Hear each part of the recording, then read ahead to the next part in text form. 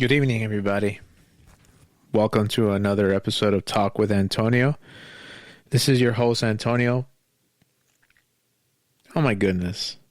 Today is May 19th, 2026. And,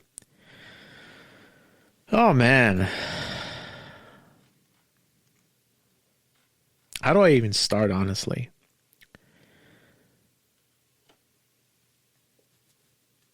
May 6, 2026, billionaire and media mogul Robert Edward Turner III, better known as Ted Turner, died on May 6, 2026. He was an American businessman, television producer, media proprietor, philanthropist. Oh my goodness. He founded CNN. He also founded networks TNT, TBS, Turner Classic Movies. One of my favorites that's coming up right now, Cartoon Network. And last but not least, World Championship Wrestling, or better known as WCW. Oh man. Sorry if I keep, stopping. It's because, okay, let's go back, because Ted Turner was a huge, huge part of my childhood. You know what I'm saying? Because, like I said, I know he founded CNN, but it's like he founded CNN, the first 24-hour cable news network channel. And I don't know, when I think about when he died, it's like with wrestling, I don't watch wrestling. I do keep up though with it, but little by little, people that I grew up with watching on TV, little by little, wrestlers are dying, like the ones that I grew up with. And when I heard that Ted Turner died, I was like, oh my God. I don't know. I'm sorry. It's just whenever I talk about people that I grew up, I didn't watch Ted Turner exactly. I just knew the name because he was everywhere. A billionaire.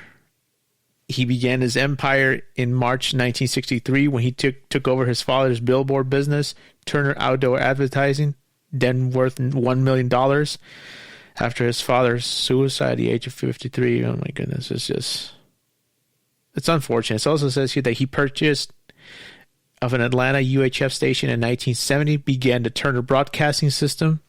In 1980, he founded CNN, one of the most prominent news networks in the world. And I do remember this also. How can I forget this? He owned the Atlanta Braves baseball team, which won the 1995 World Series. He turned the team into a nationally popular franchise. He also launched the charitable Goodwill Games. And it also says here, as I mentioned to you, Turner was also a passionate proponent of professional wrestling as a television product, having aired wrestling on TBS dating back to 1971. And credited wrestling with helping TBS gain a national footprint with the coming of cable television. And it's funny. Okay, I've always told this story that when I started watching wrestling in 1992, I was just 8 years old. I was just a kid, and I remember I always tell the story that when I started watching wrestling, it was on WWF Superstars. I'll never forget it. It was WWF Superstars. Noon on a Saturday. I'll never forget. I forget which date exactly. I don't remember. That's just a long time ago. And I remember watching it.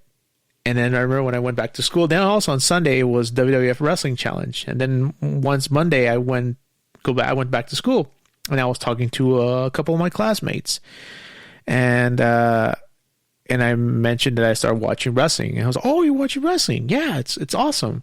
And he's like, who did you watch at that time? There were Bret the Hitman Hart wrestled that day.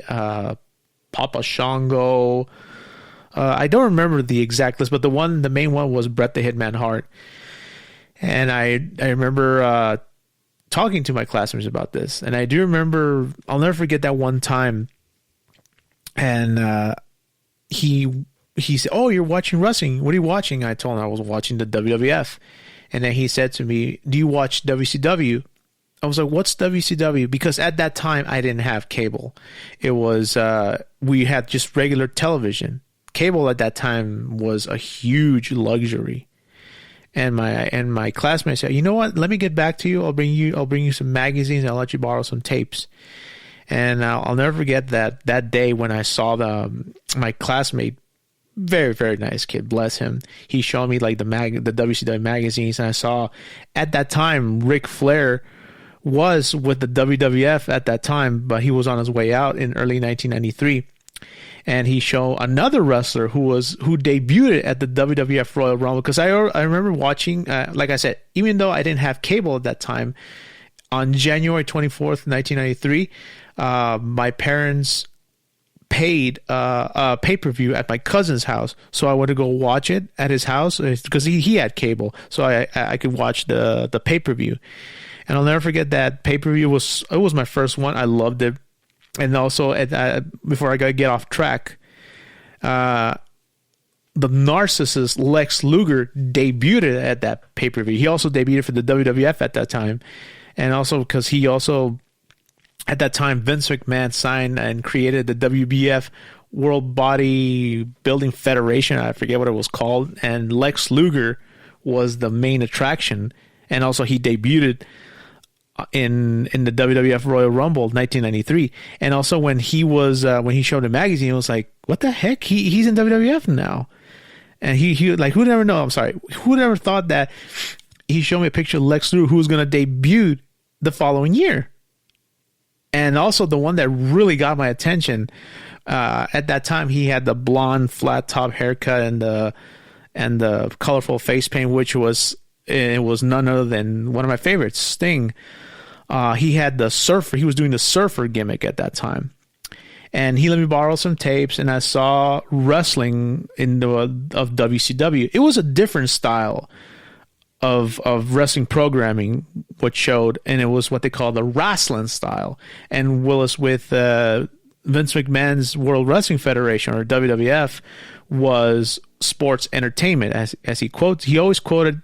It's funny how Vince McMahon, even though he had the company name was World Wrestling Federation, he hated wrestling, so he called it quote unquote sports entertainment. And it was different, and I saw like it was just a complete different breed of wrestling, and that's when I got introduced, and I knew about that company at that time. But I will talk about a little bit more about WCW throughout the episode.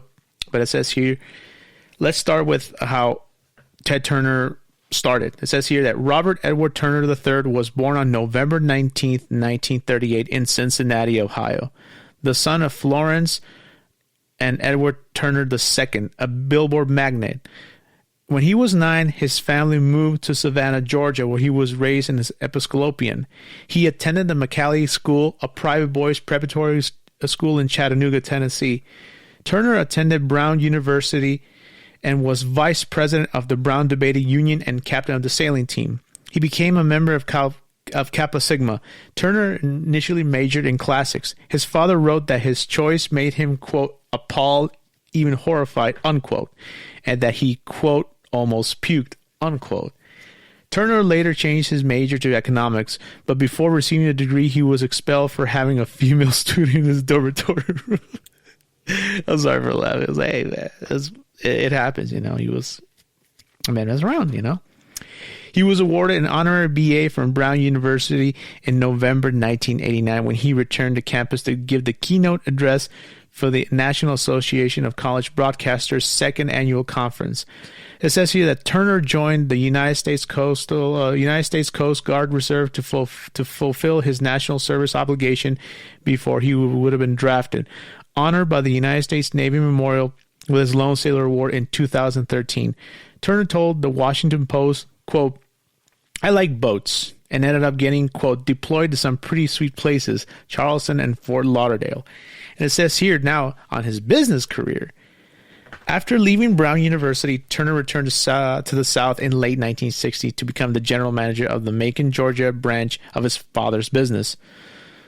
Oh man, this is the one thing that really hits. Following his father's suicide in March 1963, Turner, at the age of 24, became president and chief executive of Turner Advertising Company. He turned the firm into a global enterprise. Yep. I that's something I totally agree with. It says here that he joined the Young Republicans, saying he, quote, fell at ease among these budding conservatives and was merely following in his father's far-right footsteps, according to It Ain't Easy As It Looks.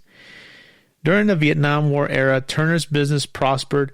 It had virtual monopolies in Savannah, Macon, Columbus, and Charleston, and was the largest outdoor advertising company in the Southeast, according to It Ain't Easy As It Looks.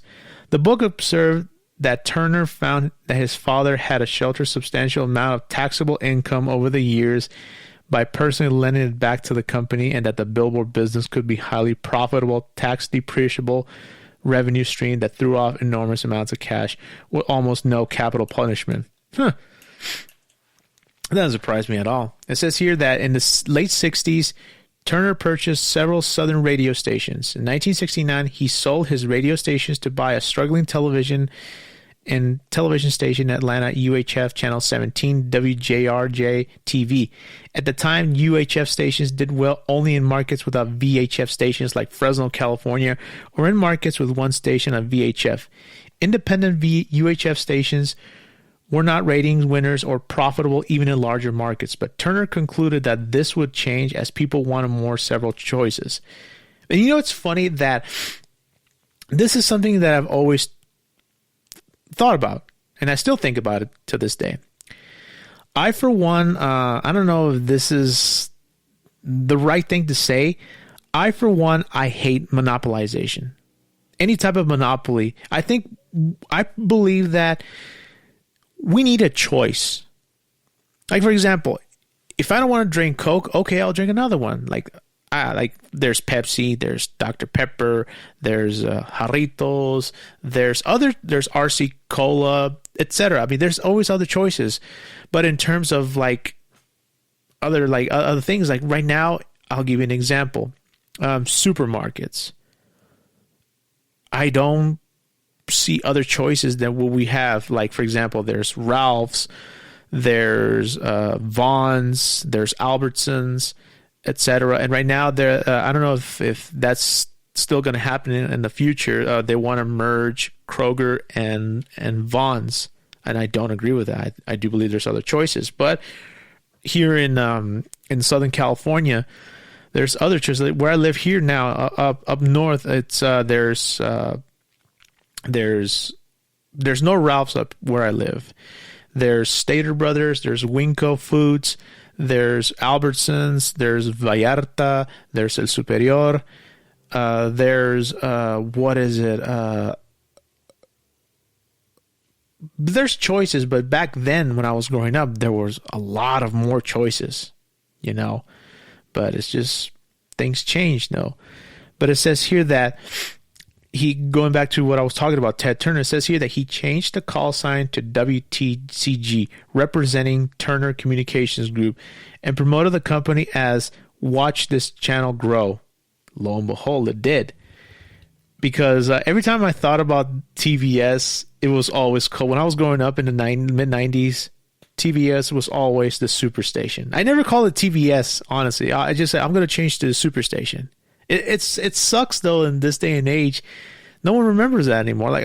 Like people that grew up watching, they still do. And I still call it the superstation, even though I don't have TV right now. I don't watch TV anymore. It's like, you know, it's funny how in this era, back then, we were all glued to our television. Nowadays, we're not. Like, we watch TV or anything on our phones or on our computers, whatever, you know, things have changed. But I do want to watch, and I just want to, like, go back and just watch TV like a normal person, you know, because like I said, I don't have TV. I have a TV in my room, but I just use it to watch my Blu-ray and my DVDs. That's pretty much it. But do I have like streaming? No, I hate streaming. That'll be for another episode. But like I said, it says here that initially the station ran old movies from prior decades, along with theatrical cartoons, classic sitcoms, and drama programs. As better syndicated products fell off the VHF stations, Turner would acquire them for his station at a very low price. WTCG ran mostly second, even third-hand programming of the time, including fanfare such as Gilligan's Island, I Love Lucy, Star Trek, Hazel, and Bugs Bunny. Other low-cost content included humorist Bill Tush reading the news at 3 a.m., prompting Turner to jokingly comment that, "We have a 100% share at this time." Tush once delivered the news with his co-anchor, Rex, a German Shepherd. The dog, which belonged to an associate, was shown next to Tush on set, wearing a t-shirt and tie while eating peanut butter sandwich. Rex appeared only in one episode, but a myth grew that where many people thought the dog was a nightly guest. In 1972, WTCG acquired the rights to telecast the Atlanta Braves and Atlanta Hawks games. In addition, the Atlanta station Turner purchased the former WCTU in Charlotte, North Carolina, which became WRET-TV after his initials. The station initially flailed to the point that in 1972, Turner appeared on the station to appear for contributions from viewers. By 1975, the station had become more profitable and was one of the most watched independent stations in the country. In 1976, each of the contributors to the station 4 years prior received checks returning the money with interest.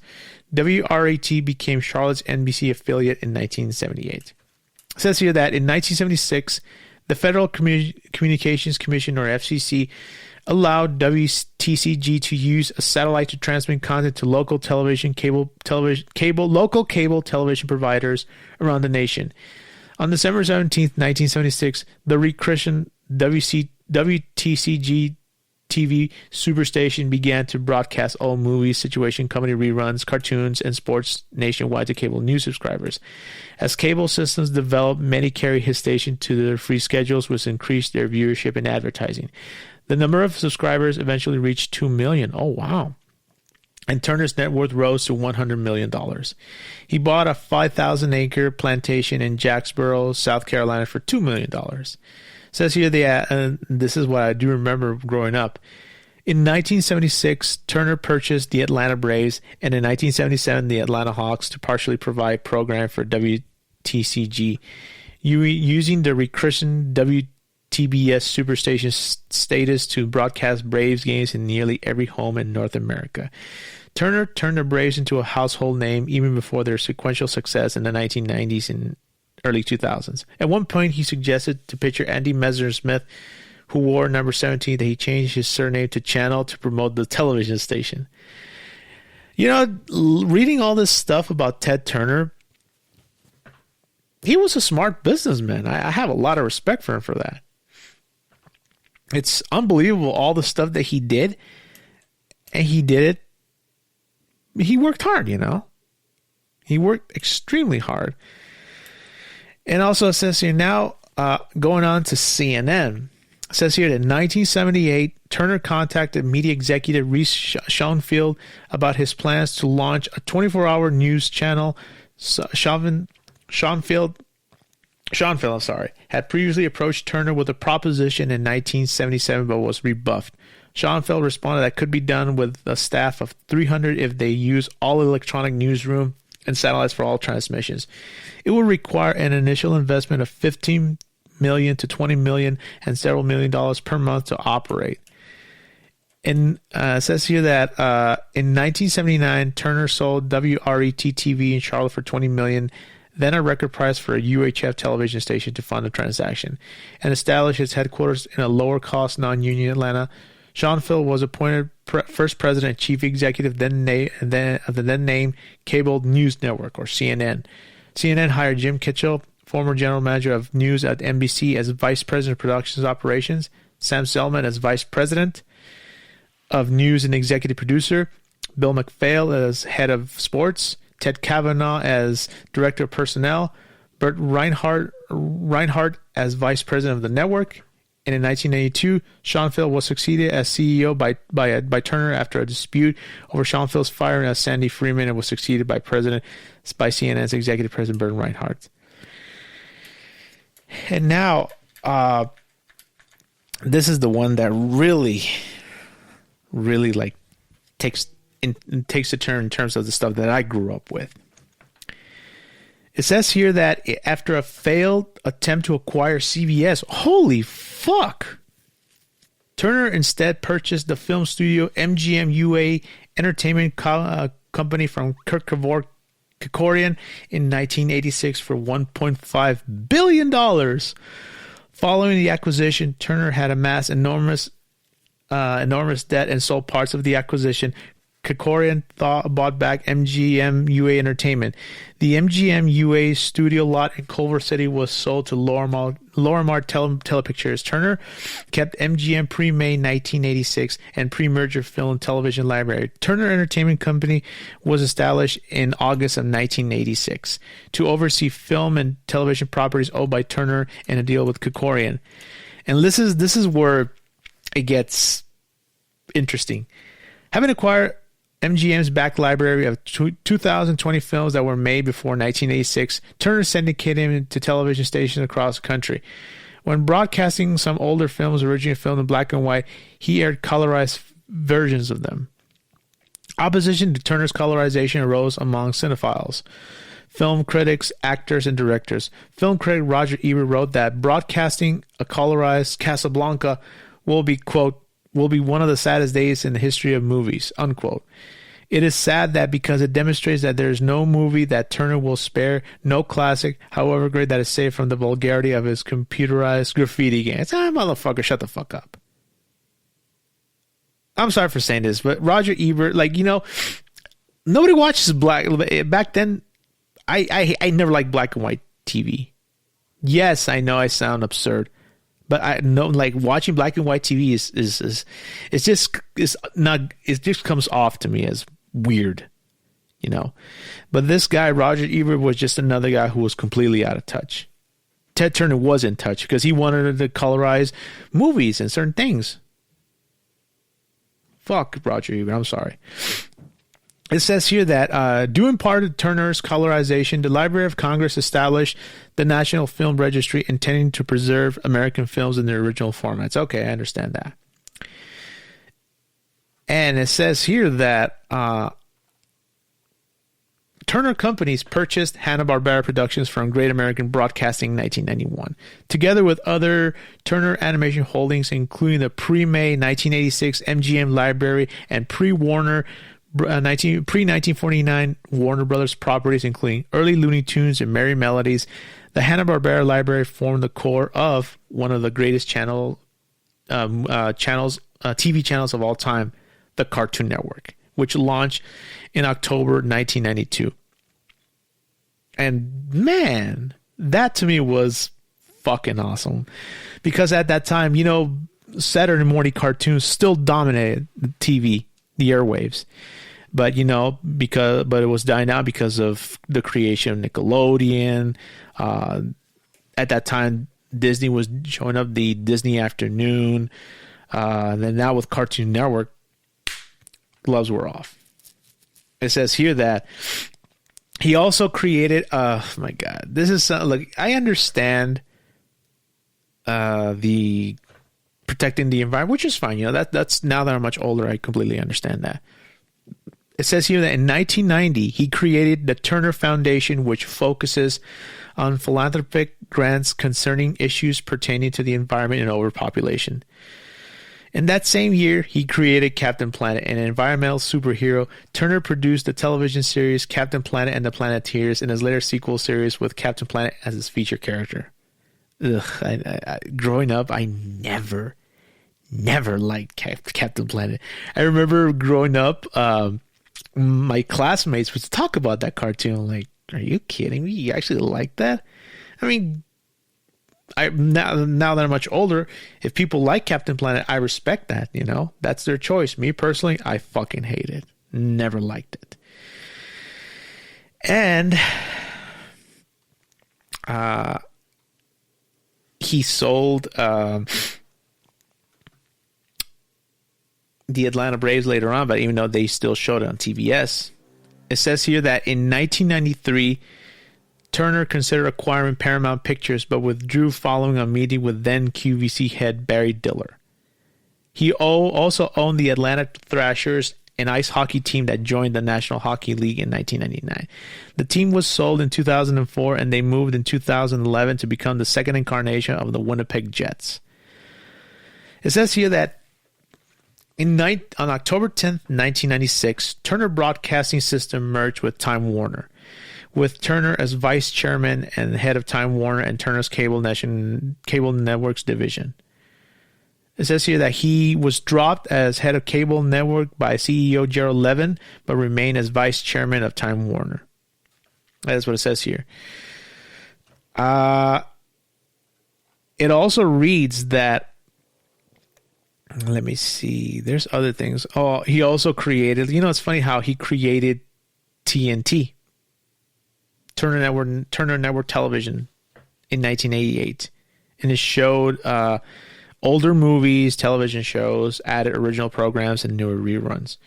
Turner would later create Turner Classic Movies in 1994. That's a channel I always remember, TCM, airing Turner's library of pre-1986 MGM films, Warner Brothers films made before 1948, and all RKO films, as well as licensed to 1,000 other films. But here comes another of my favorites besides Cartoon Network. He created, in 1988, at that time, the second biggest rival company, wrestling company, to rival, at that time, the World Wrestling Federation, or the WWF, WCW, or World Championship Wrestling. Oh my God. That's the one thing. I know I associate Ted Turner with creation of Cartoon Network. He owned the Atlanta Braves. He created TBS. He created TNT. All the stuff that I mentioned.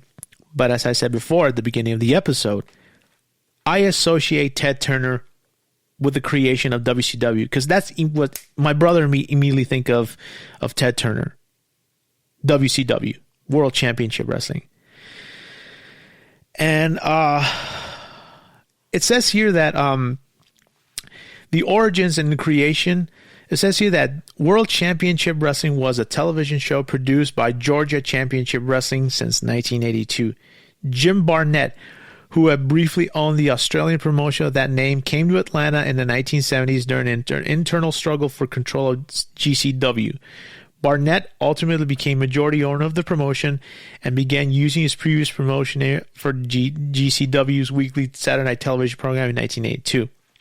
Following the event that began known as Black Saturday, that's something that I remember hearing about and reading in magazines, in which GCW and its television program briefly became under the ownership of the WWF. The promotion was purchased by Charlotte, North Carolina-based Jim Crockett Promotions, or JCP, the promoter of the Mid-Atlantic territory immediately north of Georgia. It says here that influential wrestling magazine Pro Wrestling Illustrated and its sister publications thereafter habitually referred JCP as World Championship Wrestling, or WCW, as most commonly known as the World Championship era, and continued to do so until 1988, when it began referring to the company solely as the NWA, reasoning it had become apparent that the NWA and the World Championship area are one and the same. It says here that, let me see, here let's go back in time. It says here that it all started in 1982 with Georgia Championship Wrestling and Black Saturday. It says here that after founding his own company, Time Sports Incorporated, in 1980, in 1982, Vincent Kennedy McMahon purchased his father's Capital Wrestling Corporation and merged it into Time Sports Incorporated. Under his leadership, the World Wrestling Federation became the top promotion in North America, and GCW devised the name World Championship Wrestling in an effort to compete. In 1982, GCW changed the name of its Georgia Championship Wrestling television to the show to World Championship Wrestling, since it's already run its shows in a neutral territory such as Ohio, Pennsylvania, and Michigan. These efforts keep helped keep GCW competitive against Vincent Kennedy McMahon's World Wrestling Federation, as both promotions had secured television deals, and the WWF was trying to become a national as opposed to his regional entity. McMahon had purchased his father's company, Capital Wrestling Corporation, a pro wrestling territory operating mainly in the Northeast, and merged with his own company, Time Sports Incorporated. The WWF would leave its National Wrestling Alliance and create the show WWF All-American Wrestling for the USA Network. It says here, this is the one where it talks about Black Saturday. On April 9th, 1984, the Briscoe brothers sold their shares in GCW, including their Saturday night slot on WTBS to Vince McMahon. The WWF would take over its GCW's time slot on July 14th, 1984, a day that would later be known as Black Saturday. WWF's gimmick-based approach, in contrast to GCW's more conflict and athleticism-driven Southern style of wrestling, was negatively received by WTBS viewers. Despite originally promising to produce live-to-tape in-studio matches for Atlanta, WWF would instead feature pre-taped matches shot in arenas around the country. This move was a major factor in Ted Turner's decision to discontinue showing the WWF. Meanwhile, Ole Anderson, who had refused to sell his shares in GCW to the WWF, teamed with fellow holdout shareholders Fred Ward and Ralph Reed to create Championship Wrestling from Georgia. Pardon. Turner quickly secured a television deal with the new promotion, as well as Bill Watts' Mid-South Wrestling based in Oklahoma. And Jim Crockett Promotions moves to TBS. It says here that under pressure from Turner, in March of 1985, McMahon sold his TBS time slot and the World Championship Wrestling name to Jim Crockett Promotions, owned by Jim Crockett Jr. In a deal brokered by former GCW partner and Jim Barnett, the deal grew both companies, making JCP's Charlotte-based Mid-Atlantic Championship Wrestling into a national promotion that became synonymous with the NWA, while providing McMahon and Titan Sports with capital needed to stage the first WrestleMania. The new World Championship Wrestling, which was now a combination of JCP Championship Wrestling from Georgia, and became a top-rated show, TBS, allowing Jim Crockett Jr. to become the NWA president for the second time. And it says here that going national. In 1987, JCP would enter an agreement to control Championship Wrestling from Florida and the Universal Wrestling Federation, which covered Oklahoma, Mississippi, Arkansas, Texas, and Louisiana. By this time, the UWF has split from the NWA. This elevated Crockett to a third tenure as NWA president. The Florida and Mid-South territories, along with those companies' rosters of wrestlers, were absorbed into WCW. It says here that between purchasing of several NWA territories, world-class championship wrestling in Texas, leaving the NWA in 1986, and merging with Jerry Jarrett's Continental Wrestling Association in Memphis to create a new promotion, the United States Wrestling Association. Jim Crockett Promotions was the last NWA member with national television exposure, which at this time made JCP the de facto synonymous with the NWA.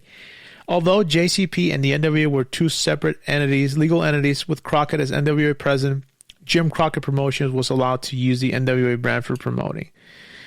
But it says here that in around 1988, Jim Crockett Promotion was struggling. I do remember reading that on a magazine. I think it was Pro Wrestling Illustrated, and it talked about like the years of the NWA. It says that it was struggling. And lo and behold, Jim Crockett in 1988, Jim Crockett Promotions was purchased outright by Ted Turner on October 11th, 1988. Originally incorporated by TBS as the Universal Wrestling Corporation, Turner promised fans that WCW would maintain the athlete-oriented style of the NWA. The sale was completed on November 2nd, 1988, with a television taping of the NWA World Championship Wrestling that the same date in WCW's hometown of Atlanta. And it says here in 1989 proved to be a turnaround year for WCW, with Ric Flair as both world champion and head booker. And you know, it's funny that the history between Ted Turner and Vince McMahon, there has been a lot of I believe what is this fucking the middle part of Human Centipede that goes by the name of Bruce Pritchard. That guy is such a fucking ass kiss. He's always sucking up to Vince McMahon, like always, you know. He said it in one of his episodes in his podcast. He said that Vince McMahon hated Ted Turner with a passion. And I believe, I don't know, correct me if I'm wrong, ladies and gentlemen, that Ted Turner, when he created WCW, he made a call to Vince McMahon and said, "Hey Vince," and I quote, "Hey Vince, I'm in the wrestling business." And Vince McMahon said, quote, "Congratulations, Ted. I'm in the sports entertainment business." Lo and behold, Ted Turner created one of the biggest rivals to Vince McMahon and the World Wrestling Federation at that time, which was WCW. And you know, for a time, Vince McMahon was the king of wrestling until Ted Turner decided to get into it, and he did. Because it's been well known that Ted Turner loved wrestling. And he said that there was always stories that the suits, or what do you call them, like the board of directors in the CNN Tower, always told Ted that they were always WCW was always in the red. But you know how Ted Turner had a lot of money, and he always had a lot of money because he loved wrestling, so he wanted to keep it under his umbrella. And this is where Sting, one of my favorite wrestlers, this is on the Sting TNA documentary, and this is where Sting talks about Ted Turner and WCW. Listen. I was with WCW from the early days, and all of the guys that were there when I first started just sort of left, and some of them went to the WWF at the time, and others just, dropped off and disappeared. We went through some pretty thin years, and ratings were so-so. As a company, we were in the red every year. Good thing we had somebody like Ted Turner, who every couple of years or so, he'd come and say hello to all the wrestlers, and he'd say, "Yeah, you know what, we're in the red every year, and I got all those suits and ties up there that they'd love to get rid of wrestling, but you know what, I love you guys, and as long as I'm here, I'm going to keep wrestling, and I've got deep pockets, so you just keep on doing what you're doing, So he gave us an opportunity to finally get to that level where, suddenly we had this Monday Nitro show, and instead of being the second-class citizen that we were for so many years, we suddenly became first-class citizens. And, that was Sting right there when he mentioned Ted Turner. Ted Turner loved wrestling. It proved like he had like he said, he had deep pockets, and he knew, and like it was like they always say, oh, like in typical, like like in the board of directors, they're always like these stuck up people that they think they know everything, when in reality they're always just talking out of their ass most of the time, Like sometimes, like whenever I hear about board directors, it just really pisses me the fuck off, honestly. But Ted Turner loved wrestling. He did a lot of things because lo and behold, in 1994, he signed for WCW, one of the biggest wrestling stars of all time, which was Hulk Hogan. Because I remember in 1993, when Hogan came back to the WWF in 1993, and he won the world title from Yokozuna at the main event of WrestleMania 9, which I thought that event was fucking stupid, and people thought that we were gonna see a Bret Hart versus Hulk Hogan match at SummerSlam that year. Bret confirmed it, but it never happened. And he just did like typical Hulk Hogan, say, "Oh, it doesn't work for me, brother." So he dropped the title at King of the Ring 1993 to the late Yokozuna, and he left that year. He left the WWF that year. He just sat out on the for the remainder of his contract, and he was just floundering 1994. And come June 1994. Ted Turner signed Hulk Hogan, one of the biggest stars of all time. That's where things got real. shit just got real in wrestling, because by when you thought of at that time, when you thought of wrestling, it was always Hulk. WWF at that time was Hulk Hogan, Macho Man Randy Savage, because those were the two biggest stars of the 80s when you thought of WWF. And now Hulk Hogan signed with WCW in summer of 1994. That's where, okay, shit just got real. Like, oh shit. And they WCW wanted to recreate the wonderful years of Hulkamania, but it was a dud. That will be for another episode, because I really want to talk about the Hulk Hogan years in the WWF, and that's pretty much it. And also the following year, Ted Turner created WCW Monday Nitro. I'll never forget. I forget the date exact, but it was September of 1995. That's where shit just got real. And also the one who gave the reins to running was none other than that little pathetic little yes man named Eric Bischoff. And Eric Bischoff always praised Turner. He called him a visionary. And in the documentary that WWE produced, the Monday Night War, where Eric Bischoff was like the main guy that we're talking about, and Eric was telling the story of how they created Monday Nitro. And you can look it up on YouTube that Eric Bischoff talked about this. He says Eric Bischoff went into a meeting with Ted Turner, and he said, Eric, what can we do compete with WWE? And Eric Bischoff said, give me prime time. And he created a show on Monday nights. And Eric Bischoff was like, what the fuck? Really? And Monday Nitro debuted. And you know what? This is something I do agree with Bruce Pritchard. At that time, wrestling Monday night was only the WWF. Vince created in 1993 Monday Night Raw that debuted on the USA Network. It was live at that time. I think it was the first episode was live. Then it was pre-taped. And that was like the first wrestling show that was live on Monday nights. And WCW thought, okay, you know what? Let's create another wrestling, because they had WCW Saturday Night, but Ted Turner really wanted to go head to head with Vince McMahon, and he created Monday Nitro. And Bruce Pritchard, like I said before, sorry if I got off track. Bruce Pritchard said something that really, really made me think. When WWF aired Monday Night Raw, people were glued to the TV. They were watching because they were interested in that show. But when they create another one with the same formula, it could divide the audience. And you know, it's funny that I will say this: my brother and me were guilty as charged, because we were watching.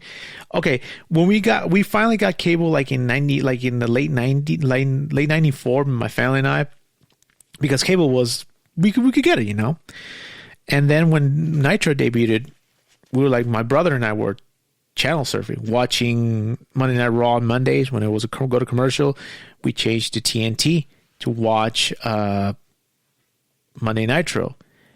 And I was like, you know, it divided the audience, and that's something that I totally agree with Bruce Pritchard. And what really took off is, in terms of the Monday Night Wars, was when the creation of the NWO, because at that time in 1996, this has been well known, documented, that the contracts of both Razor Ramon and Diesel were coming up for expiration in 1996. At that time, you know, we didn't know about the internet. The internet did not exist. I mean, I don't know if it was already around in 1995 or 96. I don't remember exactly, because at that time the internet was in its younger days. It was in its younger days, and we didn't know about how Razor Ramon, because we didn't know their real names at that time. Razor Ramon was leaving, and also Diesel. But because I'll never forget it, my brother and I were watching Monday Nitro at that time. And I do remember I didn't see where Scott Hall debuted it in Memorial Day of May 26, 1996. I didn't see that. But I'll never forget I think it was weeks later when towards the end of Monday Nitro, Scott Hall appeared, or Razor, because me and my brother, we knew him as Razor Ramon, and he appeared, and then Eric Bischoff was like, I don't want any trouble with you. Where is it? Where's this big surprise? And then behind Eric Bischoff, it was like, oh shit, that's Diesel. My brother and I, we were like, hey, that's Diesel and Razor Ramon. But since we didn't know their real names, that's when they started calling the Outsiders and Scott Hall and Kevin Nash. And in Bash at the Beach, they were going to have a third guy. They didn't know who it was. It was the team of WCW was represented by both Sting, Lex Luger, and Macho Man against the Outsiders. At that time, the third man was not present. And then towards the end of Bash at the Beach in 1996, this is going to be for a future episode because I really want to talk about wrestling in 1996 because wrestling at that time was a pivotal year. That's 40 years ago, almost. Well, actually, it is 40 years ago. Holy shit. And when Hogan all of a sudden came down the arena, he got into the ring and he did the leg drop on Macho Man, and he was the third guy. And that's when Hulk Hogan turned heel for the first time in his career, and he was alongside Scott Hall and Kevin Nash, and they were like created the New World Order, or the NWO.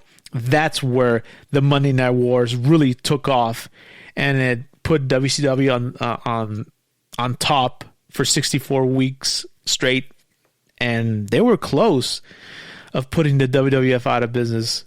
It was pretty rough, you know, because Ted Turner had all this money. They were bringing in all these major stars from the WWF, and that was the serious competition for WWF and Vince McMahon. And at that time, the WWF was on its ass. Actually, let's go back in time before I forget. Let's go back a little bit in 1994. 1994 and 1995. No, I'm sorry. Towards late 1994 and throughout 1995, the WWF was on its ass because they were on its ass because they lost all these major stars to WCW. Like and it was like it was a major thing. So when the NWO was created, that's where WCW was the top dog of wrestling. It was so huge.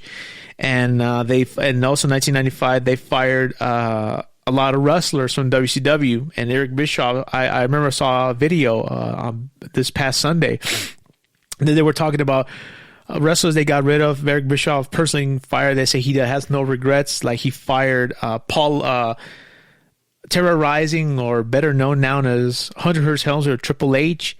He fired Steve Austin, who will become the biggest star in the history of wrestling. I think after Hulk Hogan, Stone Cold became the biggest star of wrestling. He saved the WWF during the Attitude Era, you know.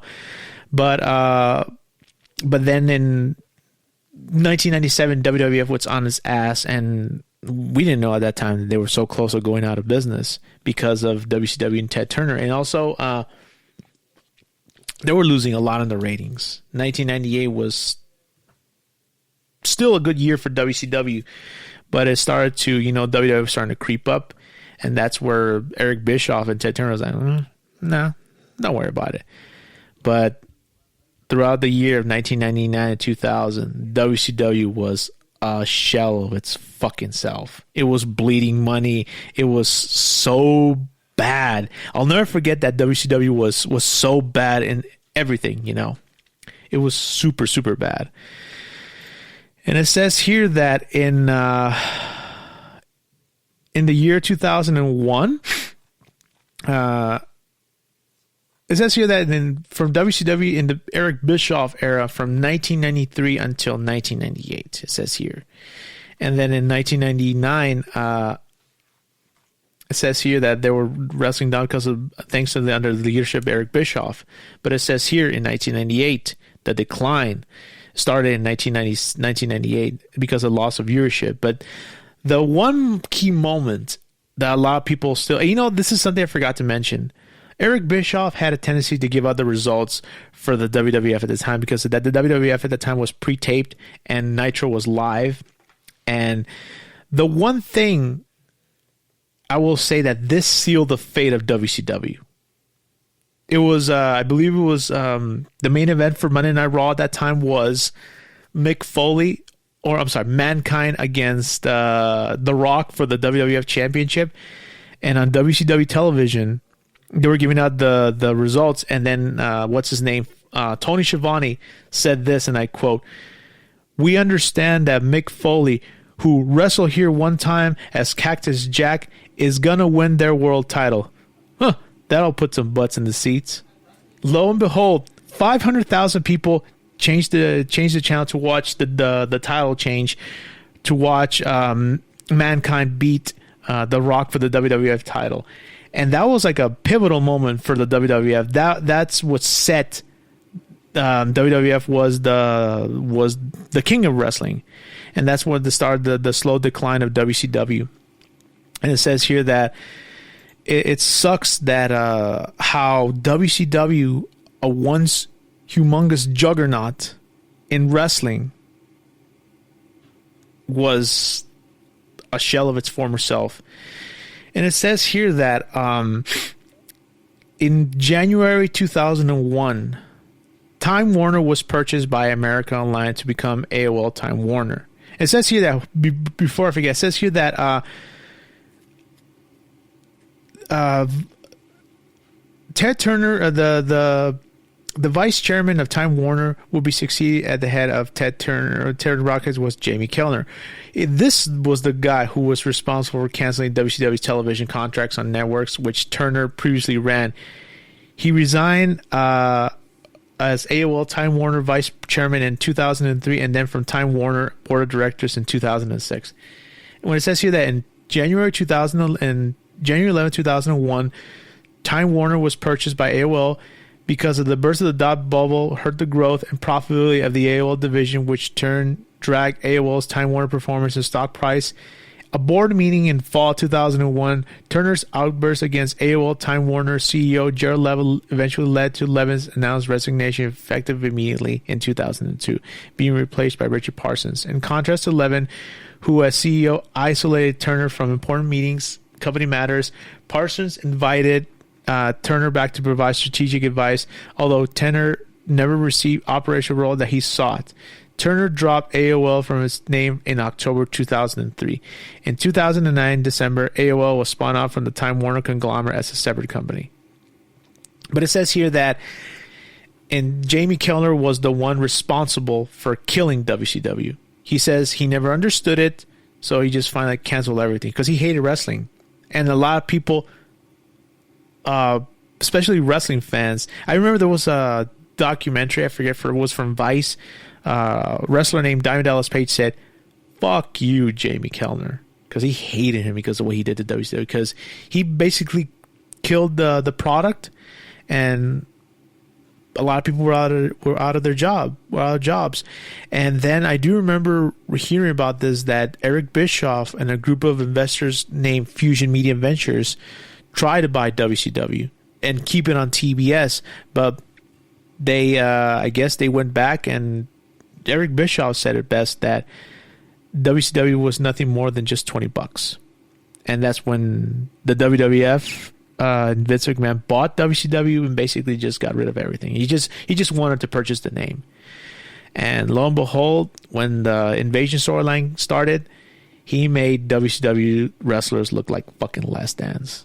Like Diamond Dallas Page, all these other wrestlers, Buff Bagwell, a lot of, that's, like I said, that's for another episode. But like the only wrestler that I would say that WWE or WWF at that time truly like gave them a shot was Ric Flair, and another who was, I think it's extremely talented wrestler, but at first because they treated him like a less than, especially with the racist storylines, and I never liked that. I think he should have won the title at WrestleMania 19. That was Booker T. And then he brought all these other wrestlers like Bill Goldberg, just made him look like fucking less thans, because apparently Vince McMahon hated anything that had to do with WCW, so he just wanted to bury any type of huge star that was huge in WCW. And I would say the last one that Vince McMahon actually just buried. People say, "Oh, you're using that term a lot," but I've been watching wrestling for a long time, and the one wrestler that Vince McMahon truly buried, and he said, "You know what?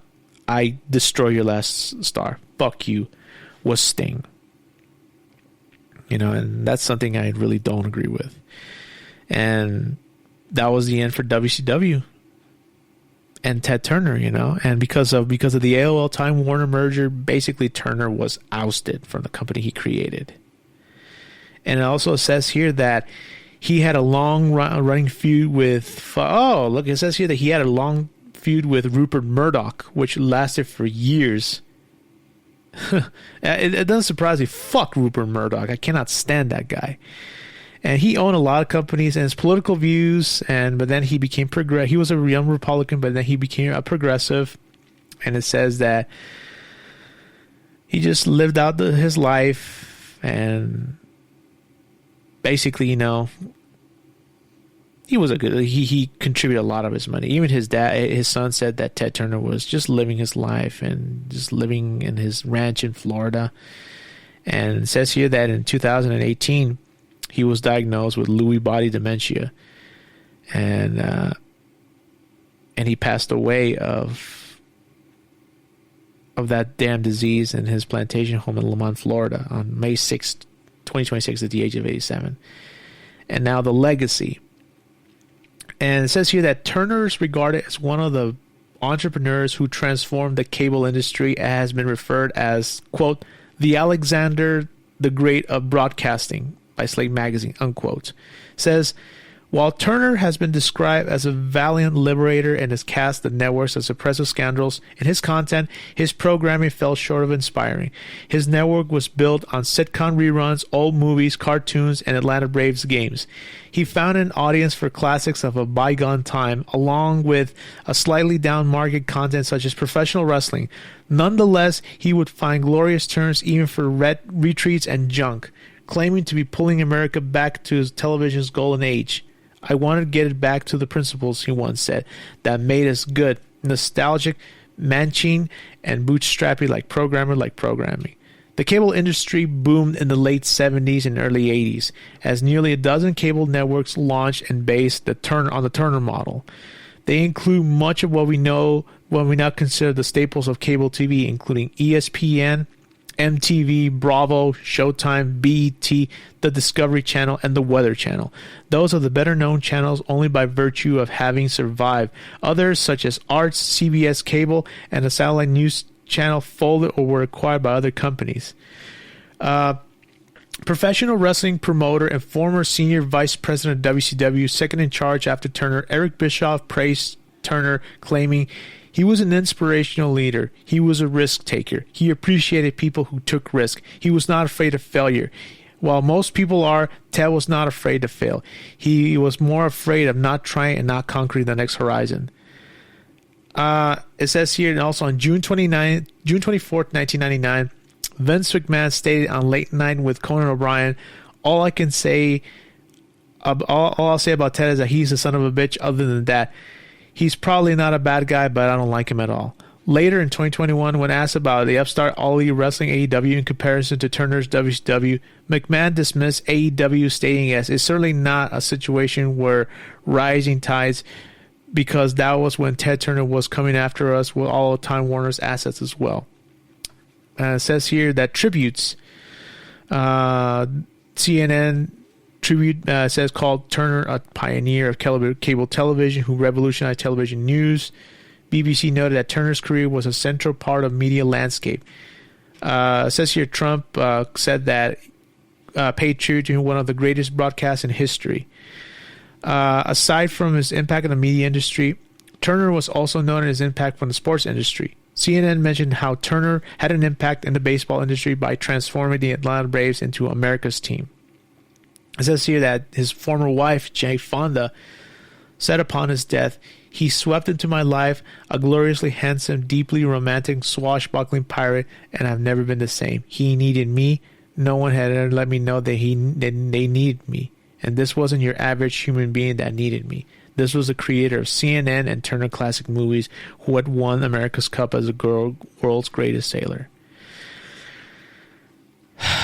And you know, it sucks that he's no longer alive. And you know, WWE paid tribute to Ted Turner. It says here that WWE paid tribute to Media Mongol and former World Championship Wrestling owner Ted Turner following his passing at the age of 87 on the May 8th, 2026 episode of SmackDown. WWE opened the broadcast with "In memory of Ted Turner, acknowledging his profound contributions to professional wrestling television." It says here that the on-screen graphic honored Turner's legacy as a true pioneer of the industry whose vision and financial backing of TBS and TNT laid the groundwork for WCW, the Superstation era, and the Monday Night Wars. And you know, it's funny that during that episode, when WWE promoted that tribute to him, it also says here how they were doing the funeral of the Gingerbread Man. That, you know, it just doesn't surprise me coming from WWE. Of course, they're gonna hate Ted Turner forever. You know, like that was just poor in taste, in my opinion. But whatever, you know, it is what it is. WWE didn't really care about Ted Turner. Well, you know what? That's on them. You know, but AEW, on the other hand, really paid a tribute to Ted Turner himself. And so, before I close down with this video, this is courtesy of All Elite Wrestling. Before I finish, I just want to say thank you, Ted Turner, for everything. You gave us a lot of things. You gave us CNN. You gave us the Atlanta Braves. You gave us TBS. You gave us TNT. You gave us the Cartoon Network, one of my favorite channels of all time. And also, you gave us WCW. And we wrestling fans, we're going to miss you, sir. Thank you for everything. Thank you for the memories. You will be forever missed, Ted Turner. Thank you for everything, sir. And here's the All Elite Wrestling tribute to Ted Turner. Good night, everybody. Ladies and gentlemen, before we begin tonight's program, we want to take a moment to honor a man who changed professional wrestling forever, Ted Turner. We learned of his passing earlier today at the age of 87. Ted Turner believed in pro wrestling. He believed in you, the fans, and he believed that pro wrestling belonged on national television. And because of his passion, because of his vision, it found a home on TBS, and then later in the 90s on TNT. And therefore, generations of fans around the world knew that we were destination viewing. And I knew that firsthand. I began in the studio at TBS in 1985. Decades later, because of the foundation that was laid by Ted Turner, we still survive today.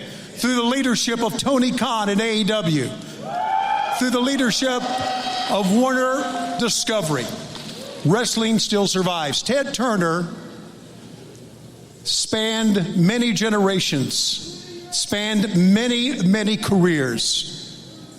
He loved wrestling. He loved the fans. We are here today because of him. And there is one man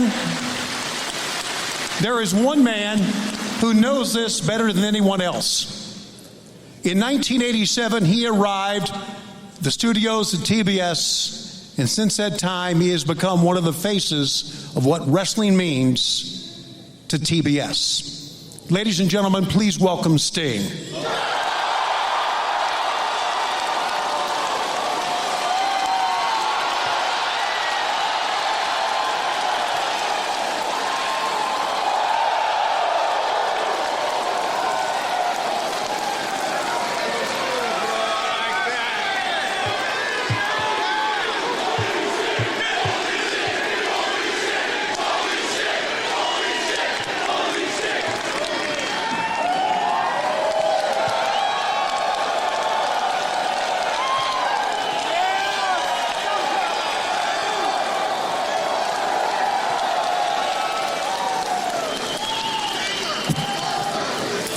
Here we are again, Sting.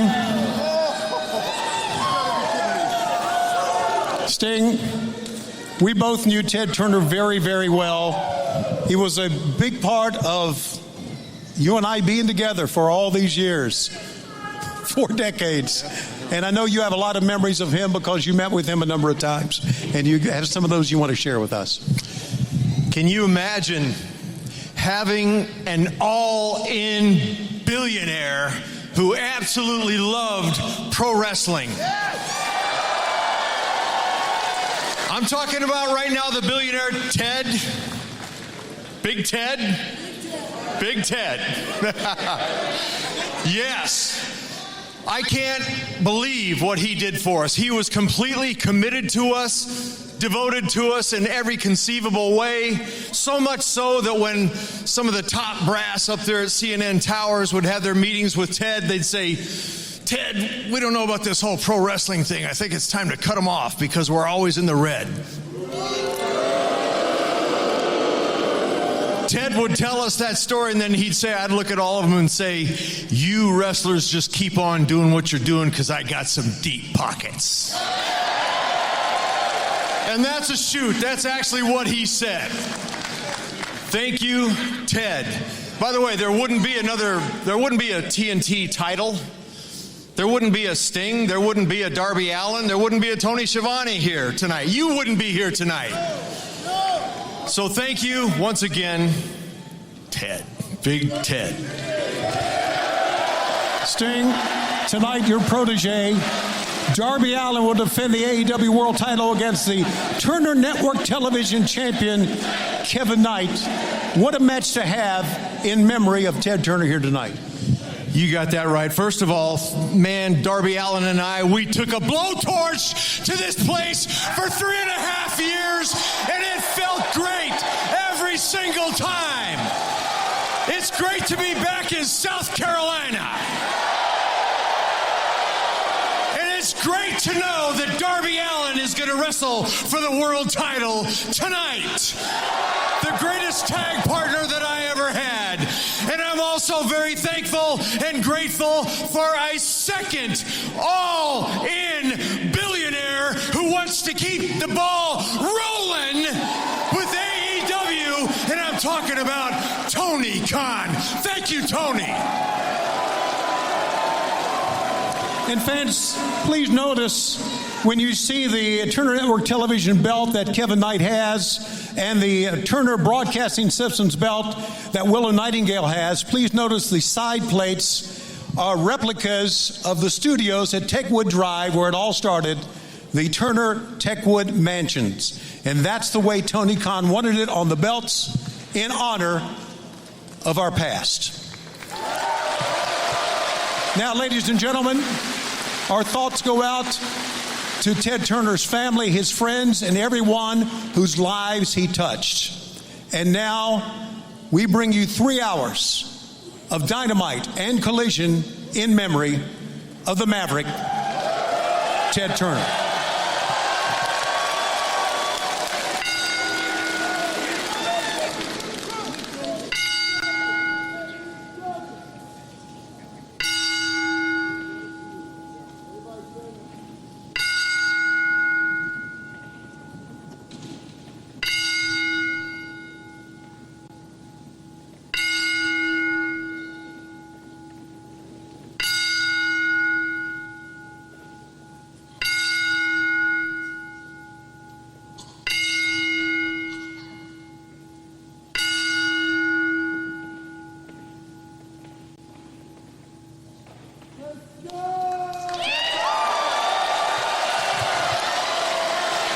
Love you, buddy.